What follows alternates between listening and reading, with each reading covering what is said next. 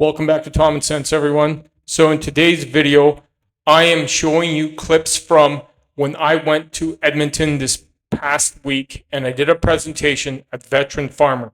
This is exactly the same location that I spoke to about in this video. So I hope you enjoy this sort of content. This presentation was all about financial literacy. Yeah. Okay, so a little bit about me. So my military career, I started back in 1999, and I was 3 RCR. So spent 6 years there, and I ended up at the end of my tour in Afghanistan, I remustered to becoming a traffic tech. So I spent the last year of my career as a traffic tech, but I got posted to Wainwright, so it was like a death sentence for my trade. So after that, I got out. Like, I think I was in Wainwright for about 6 months, and I put in my release, which is, you know, it is what it is. But after that, oil field for about 14 years. I became a journeyman welder. I did a whole bunch of stuff. At the end of my career, I actually transitioned to working at a pulp mill. So I was a maintenance welder there, and I spent 7+ years at that mill, and it was great. But at the same time, I was always like itching to do my own thing. And so that's how I actually got into financial services. So what I'm going to talk about today, first thing is cash flow.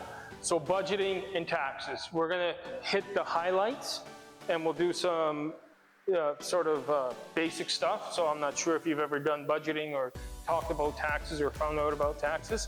Then we'll talk about investing, 1,000-foot overview of investing.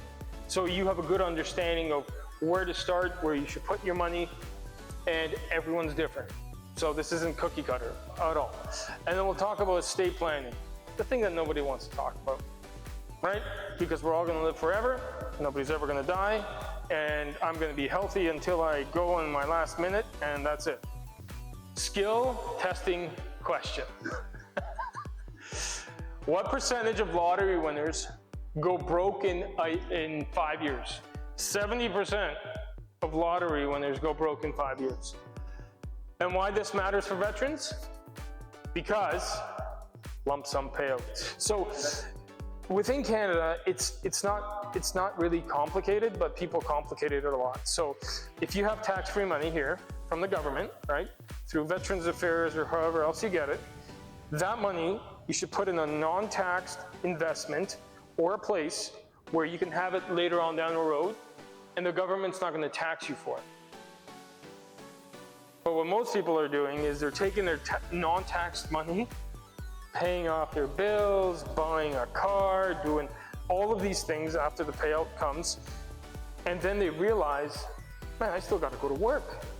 And if I go to retire, how the heck am I going to retire? Because everything's being taxed. I don't have enough at the end of the month. I don't have enough to put into investments. So what I'm trying to educate people on is how to take that tax money and put it into a place so that when you go decide to retire, or if you want to do more stuff at the end of the month, you actually have that there. And this is where this is where I lose a lot of people. It can happen. It can. And even in this climate, even in this environment where, you know, the government's got it out for us, they're, you know, I don't want to go down any political roads here, but they're messing things up, man. They're going down, and a lot of people are struggling month after month. They can't afford stuff. Even now, there's a way to have more money at the end of the month than just a month, right? It's possible, but there needs to be a mind shift. There needs to be a realization that, okay, just like anything else, like I tell people, if I come into your situation, I could get out of your situation because I'm not emotionally attached to your stuff.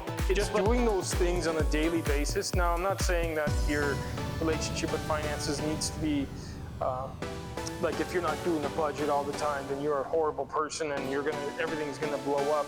No, I think just like in the military, right? Like we were talking about having those certain skills, and it's just a natural reaction about what you're gonna do and how you're gonna react.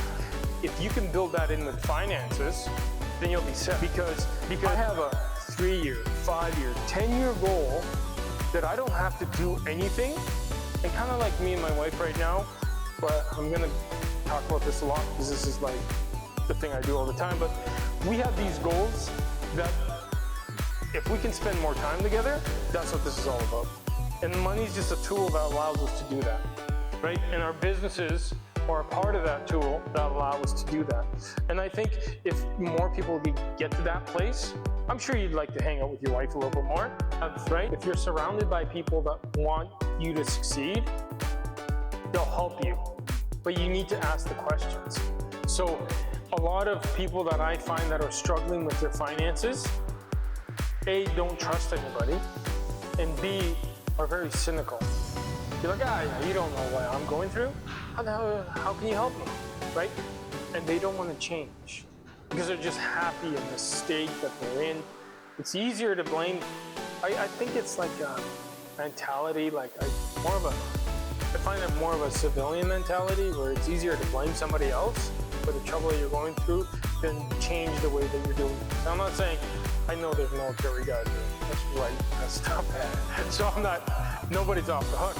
But it all comes down to just who you surround yourself with and how they're able to help you on that path. So do I want to manage some of your money?